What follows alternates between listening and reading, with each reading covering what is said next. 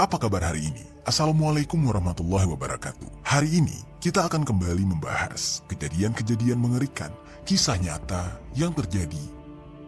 Kisah yang terjadi pada tahun 2020 ini datang dari Nusa Tenggara Timur, bercerita tentang seorang laki-laki yang tega menghabisi nyawa temannya sendiri lantaran temannya itu lancang berbuat perilaku tidak senonoh kepada istri si pelaku, yang mana kejadian ini terjadi ketika si pelaku pergi untuk merantau. Bagaimana cerita selengkapnya tentang kasus yang mengerikan ini? Langsung saja kita bahas. Sebelum kita mulai ke ceritanya, jangan lupa untuk subscribe channel ini dan bagikan video ini ke teman-teman kalian. Cerita ini dibuat berdasarkan berita yang sudah beredar dan diterbitkan oleh beberapa media publik yang aku sajikan dan aku rangkum dalam bentuk alur cerita. Kita mulai ceritanya. Jadi sobat, di sebuah desa yang bernama Desa Rin Besesihat, Kecamatan Tasifeto Barat, Belu, Nusa Tenggara Timur, hiduplah seorang pemuda yang bernama Zakarias Beuk Nahak, atau yang lebih akrab dipanggil dengan nama Zaki. Zaki ini sudah memasuki usia 22 tahun, dan di usianya tersebut, dia belum menikah. Zaki dikenal oleh orang-orang sekitar sebagai sosok yang urakan dan kerap sekali menghabiskan waktu dengan nongkrong-nongkrong bersama teman-temannya. Tongkrongan yang dia ikuti bisa dikatakan diisi oleh orang-orang yang berandal. Tidak jarang jika mereka sedang nongkrong, mereka sering sekali menggoda orang-orang yang lewat, terutama para wanita. Yang mana sobat, akibat dari bergaul dengan tongkrongan seperti itu, Zaki akhirnya jadi suka ikut-ikutan menggoda perempuan. Bahkan jika dia tengah sendiri dan bertemu dengan seorang perempuan, dia kerap sekali berkelakuan genit dan terkadang melakukan catcalling terhadap perempuan-perempuan tersebut. Sebenarnya, sudah banyak orang yang merasa risih terhadap kelakuan Zaki. Namun, mereka juga kebanyakan tidak berani melawan. Karena, kalau mereka melawan, mereka akan jauh lebih menderita ke depannya. Karena Zaki ini tidak akan pernah membiarkan orang yang berani kepadanya hidup dengan tenang. Akan dia ganggu terus-menerus sampai orang tersebut benar-benar merasa tidak tenang. Dan itu jugalah yang menjadi alasan mengapa Zaki dikenal sebagai sosok yang ditakuti oleh orang-orang sekitar. Orang-orang tidak mau berurusan dengan dia. Lalu sobat, tidak hanya sering menggoda para gadis, Zaki juga kerap sekali menggoda para wanita yang sudah memiliki suami. Tidak ada rasa takut baginya, karena dia merasa lebih kuat dari orang lain. Kalau memang nantinya mereka akan bertengkar, maka Zaki merasa lawannya itu akan kalah dari dia. Nah, salah satu wanita yang ditaksir oleh Zaki adalah seorang istri dari temannya sendiri yang bernama Petrus Canisius Moruk. Sebelum kita bahas lebih lanjut tentang kronologi mengerikan, kita bahas dulu sedikit tentang latar belakang dari Petrus. Jadi sobat, Petrus ini usianya sudah menginjak 28 tahun, dan di usianya tersebut Petrus sudah memiliki seorang istri yang identitasnya tidak dipublish. Setelah dia beberapa tahun menikah dengan sang istri, di tahun 2018 tersebut istrinya tengah hamil muda. Di dalam pernikahannya, Petrus adalah suami yang setia, baik, dan pekerja keras. Dia tinggal bersama istrinya di daerah atau kampung yang sama dengan tempat Zaki tinggal. Sehari-hari, Petrus menghidupi sang istri dengan bekerja keras. Pada tahun 2018, Petrus bekerja di Kalimantan. Entah apa jelasnya pekerjaan yang dijalani oleh Petrus, namun dari pekerjaannya tersebut, Petrus mampu memberikan penghidupan yang baik untuk istrinya. Tapi karena pekerjaan itu berada di luar kota, hal ini mengharuskan Petrus harus menjalankan hidup berjauhan dengan sang istri. Pekerjaannya membuat Petrus jadinya jarang sekali pulang ke Nusa Tenggara Timur.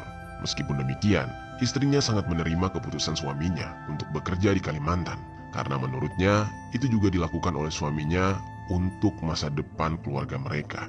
Meskipun semenjak suaminya bekerja di luar kota, istrinya ini tinggal sendiri, namun dia dapat menikmati dan menerima keadaan tersebut dengan lapang dada. Meskipun sedang hamil muda dan hidup sendirian, dia tidak pernah merasa sedih karena biasanya orang tuanya pun akan menemani dia di rumah. Istri Petrus ini memang cantik dan banyak orang-orang yang iri kepada Petrus karena memiliki istri yang cantik seperti itu, termasuk dengan Zaki. Semenjak menikah, Zaki ini kerap sekali memperhatikan istri Petrus, padahal Petrus adalah temannya sendiri. Menurut Zaki, istri Petrus ini sangatlah cantik dan juga seksi. Karena dasarnya Zaki ini memang suka menggoda perempuan. Makanya ketika mengetahui istri Petrus selalu sendirian di rumah, hal ini membuat dia kemudian memiliki niat jahat. Dia ingin menggoda istri Petrus karena dia berpikir siapa tahu istri Petrus memang ingin melakukan hal-hal yang tidak senonoh mumpung suaminya sedang bekerja di luar kota. Lalu atas niat jahat tersebut, singkat ceritanya, tibalah pada sekitar tahun 2018. Zaki sudah memperhatikan istri Petrus sejak lama, lalu kemudian memberanikan diri mendatangi kediamannya. Pada saat dia mendatangi kediaman Petrus, ketika itu dia datang, rumah Petrus tampak terbuka, namun tidak ada siapa-siapa di sana. Karena pintu terlihat terbuka, dengan lancang dia langsung saja masuk ke dalam rumah tersebut. Lalu langkahnya sempat terhenti saat dia tiba di depan sebuah kamar yang ada di dalam rumah tersebut. Ternyata di sana dia melihat istri Petrus yang sedang bersantai di dalam kamar. Zaki di saat itu tiba-tiba memberi kode dengan pura-pura batuk. Katanya. Sementara itu, istri Petrus yang sedang sendirian jelas sangat kaget. Dia langsung bangun dari tidurnya, lalu bertanya, mau apa kamu? Kok tiba-tiba masuk? Tanya istri Petrus. Dan tanpa menjawab pertanyaan tersebut, Zaki langsung saja menodongkan sebuah pisau kepada istri Petrus sembari memaksanya untuk melayani nafsu bejat Zaki. Pada saat itu, istri Petrus bertanya kurang lebih seperti ini. Kenapa? Kamu mau apa? Jangan macam-macam ya, ucap istri Petrus lagi. Dan tanpa adanya rasa takut, Zaki akhirnya berkata, kamu jangan berani-beraninya sama saya ya. Kamu jangan sampai teriak kalau kamu masih mau hidup, ucap Zaki. Kemudian, dia melanjutkan dengan perkataan, kamu layani saya, puasin nafsu saya. Kalau nggak mau kenapa-napa dan mau selamat, ucap Zaki lagi. Pada saat itu, istri Petrus ini sangat ketakutan. Dia tidak berani melawan. Zaki dengan begitu beraninya mengancam istri Petrus menggunakan pisau yang sangat tajam. Akhirnya, istri Petrus pun pasrah dan dengan mudahnya Zaki kemudian melakukan tindakan asusila kepada istri Petrus yang kondisinya sedang hamil muda. Dia menyetubuhi dan meluapkan nafsu bejatnya hingga dia puas. Sesaat selesai melakukan aksi bejatnya tersebut, Zaki pun mengancam agar istri Petrus jangan sampai berani mengadu kepada Petrus jika dia masih ingin hidup. Istri Petrus yang merasa ketakutan benar-benar tidak berani menjawab pertanyaan tersebut dan tidak berkata apa-apa. Dia hanya bisa diam. Dan semenjak kejadian itu, istri Petrus pun hidup di dalam ketakutan. Namun ternyata aksi bejat Zaki membuat Zaki justru malah ketagihan, yang mana hal tersebut membuat dia kemudian berulang kali kembali meminta untuk dilayani hingga sampai 2 kali selama Petrus merantau keluar kota. Dan mau tidak mau, istri Petrus harus melayaninya. Singkat cerita, hari-hari pun berlalu, bulan berganti bulan dan tahun berganti tahun. Setelah melakukan aksi bejatnya, Zaki menjalani hidupnya seperti biasa, seakan-akan tidak ada yang terjadi. Dia sama sekali tidak merasa bersalah. Istri Petrus akhirnya melahirkan seorang anak. Pada saat itu, tidak ada informasi mengenai apakah Petrus pulang atau tidak untuk menemani istrinya lahiran. Namun yang jelas, ketika dia mendengar kabar istrinya yang sudah melahirkan, Petrus sangat senang bukan main. Dia tidak sabar untuk melihat anaknya tumbuh. Waktu pun berlalu, Petrus yang sekarang sudah menjadi seorang ayah, berharap anaknya akan tumbuh menjadi anak yang baik. Pertumbuhan anaknya itu sangat diperhatikan oleh istrinya. Dia selalu memberikan yang terbaik untuk anak mereka. Dan tidak hanya istri Petrus saja, bahkan orang-orang sekitar juga ikut memperhatikan pertumbuhan anak tersebut. Lalu pada saat itu, ada beberapa orang sekitar, bahkan tetangganya, merasa ada yang aneh. Yang mana, ternyata anak Petrus ini semakin lama ketika besar tidak terlihat mirip dengan Petrus. Di saat itu, orang-orang mulai merasa curiga dan entah apa yang sebenarnya terjadi.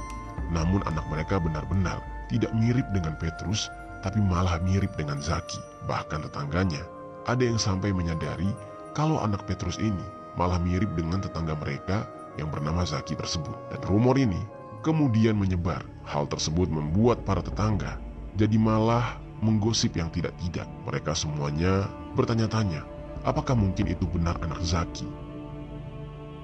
Bahkan, para tetangga ini sering sekali menyindir Zaki dengan mengatakan, mungkin saja istri Petrus mengandung anakmu.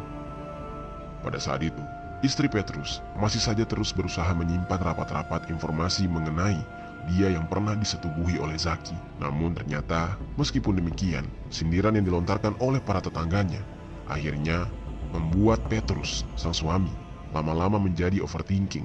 Dan hal itu yang akhirnya mendorong dia untuk cepat-cepat kembali pulang ke kampung halamannya. Singkat cerita, di tahun 2020, Petrus pun pulang. Pada saat dia pulang tersebut, Petrus mengajak sang istri untuk berbicara. Petrus sempat bertanya kepada sang istri tentang apakah ada sesuatu yang disembunyikan oleh istrinya dari dia. Namun di saat itu, istrinya masih tidak berani buka suara. Dia tetap bungkam. Dia tidak mau jika nantinya dia jujur, malah dia akan diceraikan oleh suaminya. Sampai pada akhirnya, Petrus yang merasa curiga dan terus saja mendesak sang istri. Hingga akhirnya, istri Petrus tidak bisa menahan lagi. Dia sembari menangis dengan penuh emosi menceritakan kejadian yang dia alami kepada Petrus. Istrinya mencoba menjelaskan dengan perlahan, namun cerita yang disampaikan oleh istrinya tersebut membuat Petrus benar-benar emosi. Dia benar-benar mendidih. Dia awalnya marah kepada sang istri. Dia marah kenapa istrinya menyimpan masalah seberat itu dan tidak pernah menceritakannya kepada Petrus. Hal tersebut membuat Petrus sakit hati dan merasa tidak terima, lalu memutuskan untuk membalas rasa sakit hatinya kepada Zaki. Namun di saat itu, dia tidak mau balas dendam setengah-setengah.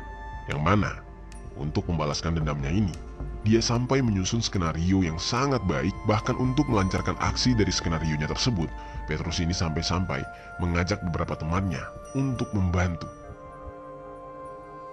Lalu singkat cerita, tibalah harinya. Tepat pada malam, tanggal 9 Maret tahun 2020, Petrus mulai memata-matai dan memerhatikan setiap gerak-gerik Zaki. Di malam itu, Zaki sedang bersama dengan temannya hendak pergi bermain biliar.